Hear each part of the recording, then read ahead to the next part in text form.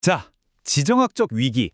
이런 게 시장을 뒤흔들 때 대부분의 사람들은 공포에 질려서 막 팔기 바쁘죠.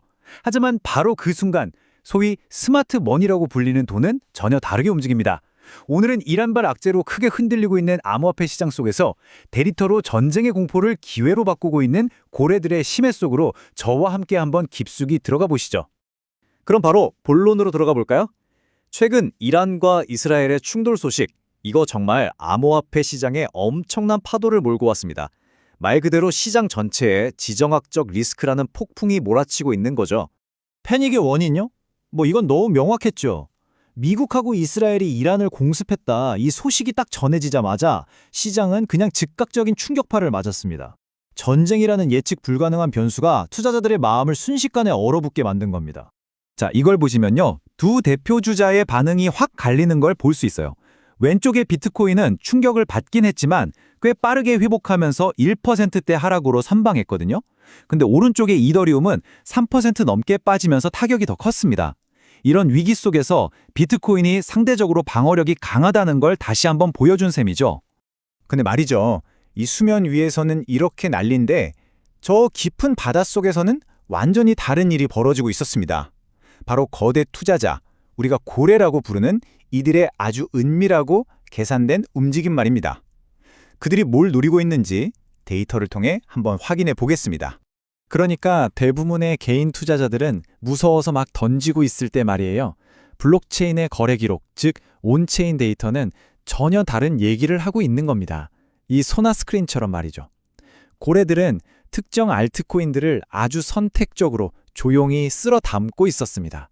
고래들이 딱 찍은 첫 번째 타겟, 바로 유니스왑, UNSW였습니다. 아무래도 지정학적 불안이 커지니까 혹시 내 자산이 동결되면 어쩌나 하는 공포가 생기잖아요. 그러다 보니 누구도 통제할 수 없는 탈중앙화 거래소, 이 DX의 매력이 확 부각되고 있는 겁니다.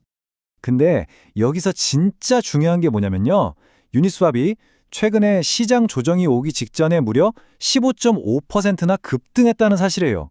그리고 데이터를 까보니까 큰 손들, 즉 대형 보유자들이 3월 들어서 매집량을 오히려 더 늘리고 있더라고요. 자, 그럼 고래들의 노린 두 번째 타겟은 뭘까요? 바로 비트코인 캐시, BCH였습니다.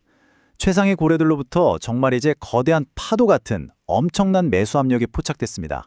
아니, 그 규모가 어느 정도냐면요. 진짜 입이 떡 벌어집니다.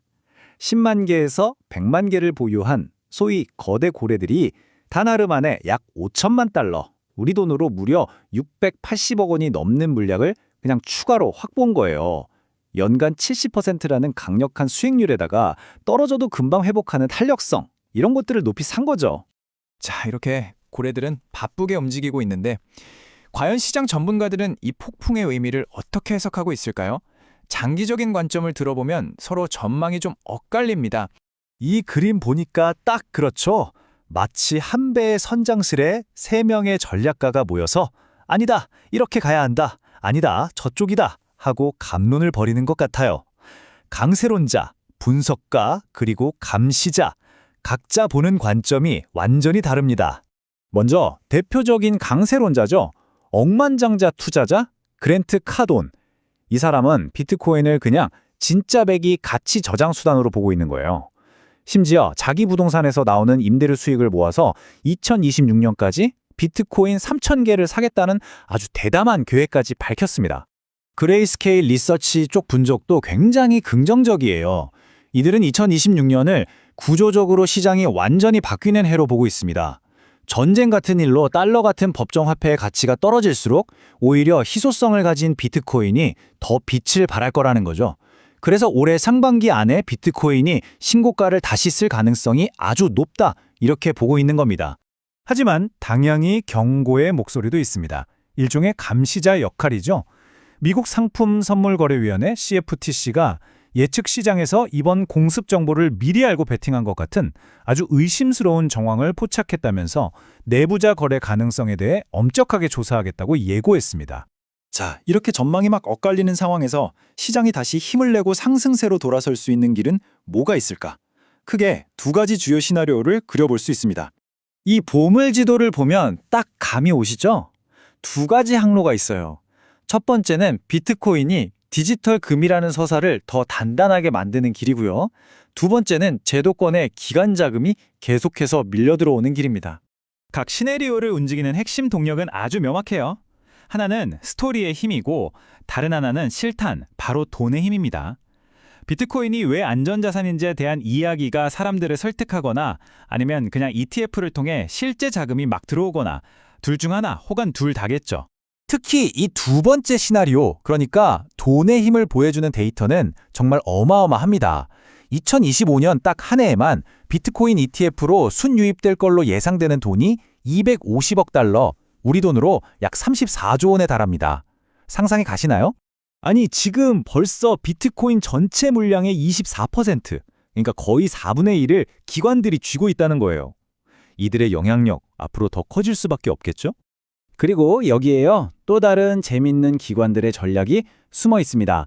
3월 2일로 예정된 나스닥 암호화폐 지수 재조정을 앞두고 거대 자산 운용사들이 오히려 주요 자산들을 전략적으로 매수하고 있다는 데이터가 있어요.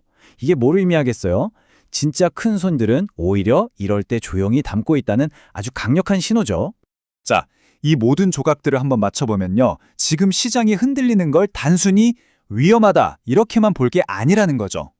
오히려 기회의 신호탄일 수 있다는 겁니다. 자, 그래서 오늘 이야기의 핵심 결론입니다. 역사를 돌아보면요, 항상 큰 위기 뒤에는 정말 거대한 기회가 따라왔어요. 중요한 건 말이죠, 지금 이 파도에 휩쓸려서 두려워하는 게 아니에요. 데이터를 보고 냉정하게 판단해서 내 자산의 온도를 따뜻하게 지키는 겁니다. 그래서 마지막으로 여러분께 이 질문을 한번 드려보고 싶어요. 이 거친 변동성의 바다에서 여러분은 그저 파도에 휩쓸려 공포에 떠는 선원이 되시겠습니까? 아니면 데이터를 나침반 삼아서 묵묵히 나아가는 그런 냉철한 선장이 되시겠습니까?